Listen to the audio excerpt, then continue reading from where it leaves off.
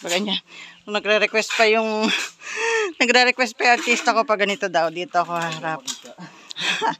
Okay po for today's vlog. Ayan, samahan nyo kami. At kami maglilipat ng mga, yung bang maliliit na sanga na ganito. Ayan, ilalagay namin dito sa bonsai pot. Kasi may mga bonsai pot akong hindi ginagamit. Na nagamit na to dati. Hindi ko alam bakit pumangit na. Pwede naman pinturahan na lang ulit pag mapapaganda yung ilalagay na tanim. Pag naubos yung bonsai wire ko, hindi na ako makakabili. Napakamahal niyan eh. Pwede naman po siguro yung yung tanso. Susunugin lang ulit para malambot. Iba pa rin yan.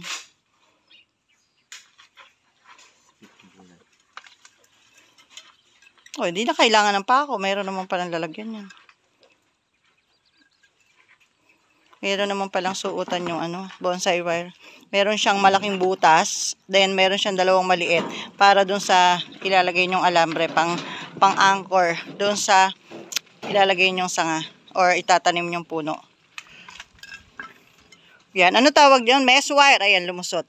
Kailangan may mesh wire kayo. Kasi yung bonsai pot po, pag niyari yun, may malaking butas talaga. Para sure yung drainage. Hindi mabulok yung nakatanim.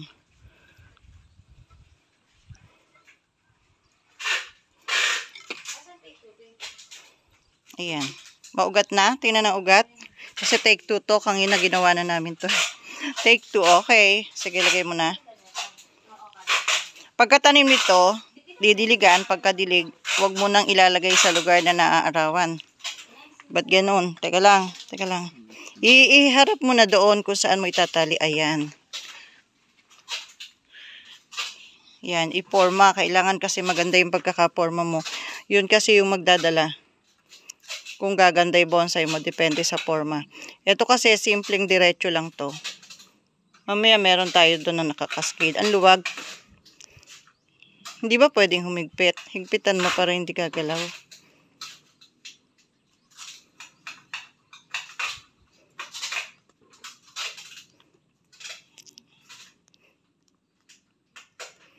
Tapos dapat nakatago yung ilalagay mong alambre para hindi kita, hindi halata na nakatali siya. Yan, kasi mababa yung paso. Kailangan siguraduhin mong hindi siya gagalaw para hindi ma-deform. O sige, lagyan mo na. Bonsai wire po ginamit namin para hindi kinakalawang. Pero mahal po ang bonsai wire ngayon. Nagkataon lang may stock ako dito. Pag naubos to, mahirap nang bumili. So, lalagay muna natin sa lilim yan, pagbuhay na. Tsaka natin ipapaarawan. Ordinary variety lang to.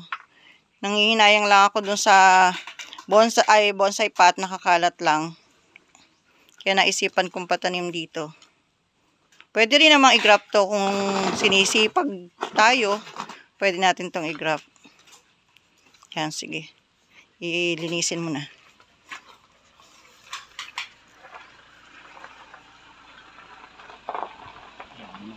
Okay.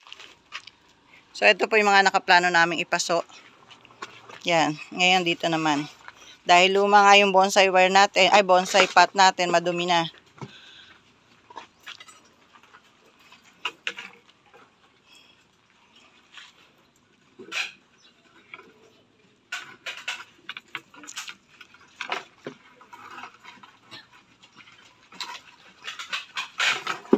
Yan, sinukat na.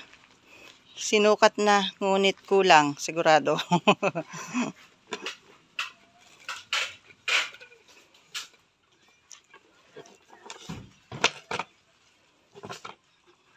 Yan, ang mesh wire. Okay. Ibang style naman ngayon. Ito naman, hindi naman bilog yung pot niya. Pa-oblong naman siya.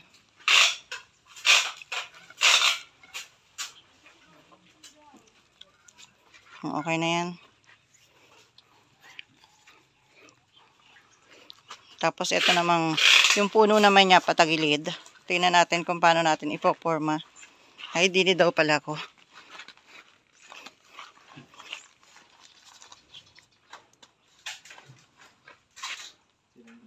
Mm-mm.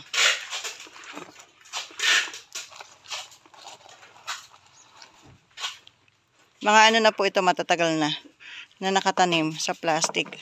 Kaya maganda na yung ugat nila. Huwag mo hayang humibalay sa puno lahat yung ugat. Kailangan matira mo yung pinakamalalaking ugat. Yung maliliit, okay lang natanggalin.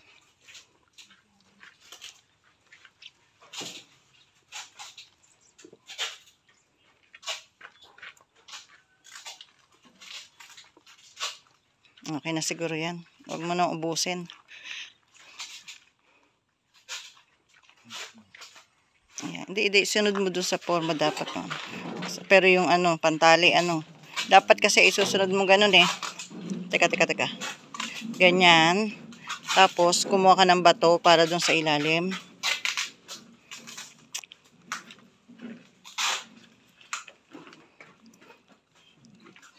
Maliit. Teka lang, hahanap ng panlagay. Pwede rin ganyan, oh, maganda. Pag nung ganyan, parang ano siya, nakahiga siya. So, nasa sa inyo na po yun pag tinanim nyo, kung paano style ang gagawin nyo. Pwedeng padiretso lang. Pwede naman siyang itayo eh. Yan, pwede naman siyang patayo. Kaya lang, kung gusto mo lagyan ng style, pwede mong gawin pa ganyan o pwede mong ganyan. Ayan. So, depende po sa forma ng sanga na itinatanim nyo kung paano yung magandang ayos sa kanya. Pwede nyo siyang igawa ng sariling style. Basta as long as pag buhay na siya ay ilalagay nyo na siya sa full sunlight para mag hard stem siya at mamulaklak.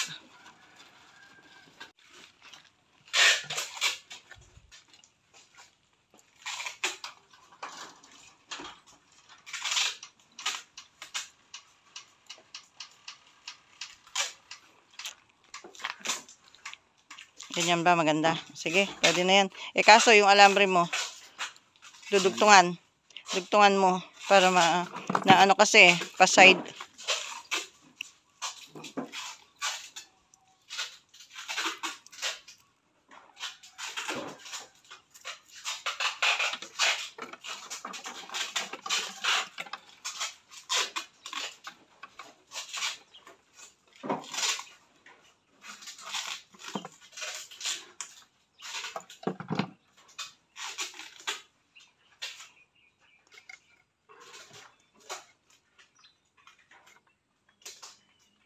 Para pati bato nakatali. Baka maiwan yung bato.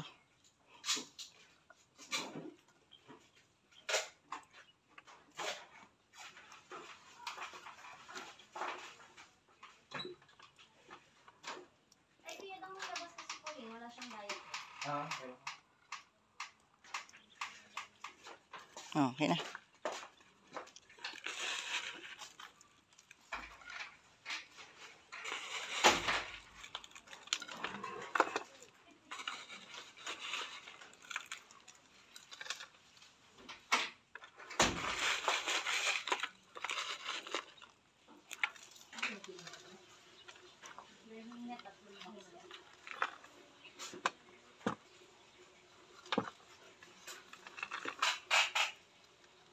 Kailangan kasi mga ganyang mabababa ang paso, hindi tinututukan ng hose natin na malakas eh. Nauubos yung lupa eh.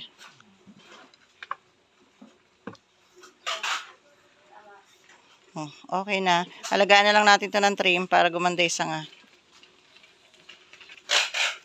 Oh, next. Alin ba maganda? Mababa yan eh. Ayan, ganyan. Pwede na siguro yan. Dapat yun mataas ang paso eh.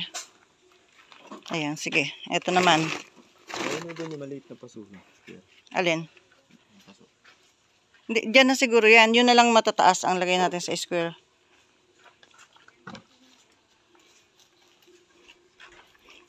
Mga pinagputulan po ito eh.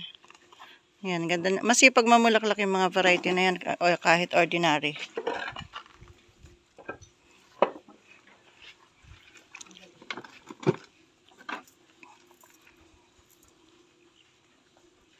Ihanap mo ng pwesto doon sa ilalim ng mangga, no?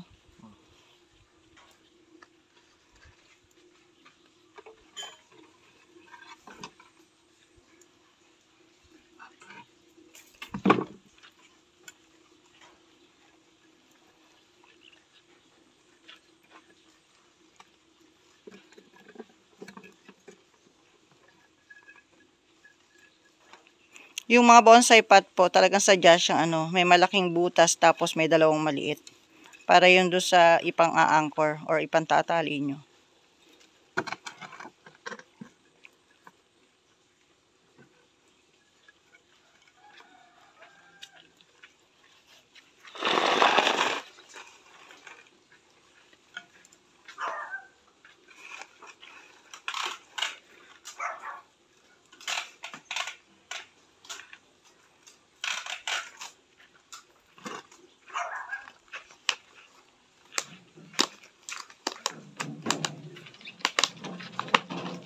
Sinira na talaga yung paso. Sinakripisyo na yung paso para makuha ng maganda yung puno.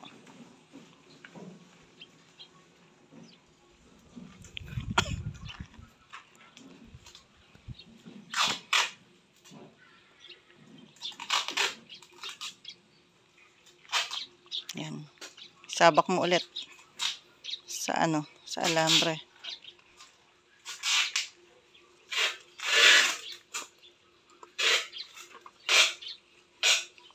Medyo higpitan mo. Dapat pala pag ganito may dala tayong plais pang higpit eh. Ayan pala eh.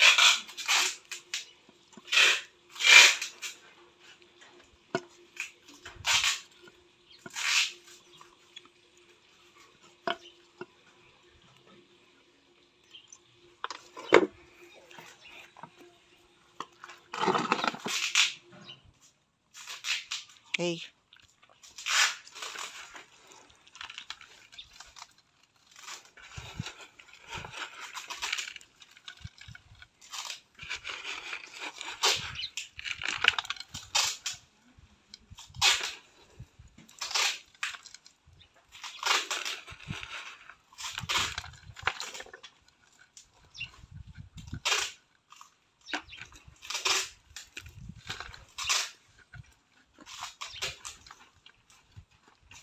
Marami bang nakuha? Kung nagtatago ka pa eh. Marami nakuha sa nga.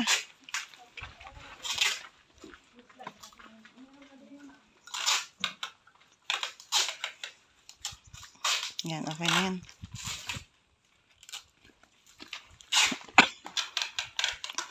So, ayan po, nakatatlo na kami. Sige, tuloy mo na yung paglilipat. At okay, tapos na ako. Nakita na nila kung paano tayo maglipat dyan sa bonsai pot. At gumawa ng ating mini bonsai na bougainvillea. So, ayan yung po yung nagawang tatlo. Okay po, hanggang dyan na lang po yung ating vlog. At update ko kayo kapag napaganda namin ito. Okay po, thanks for watching.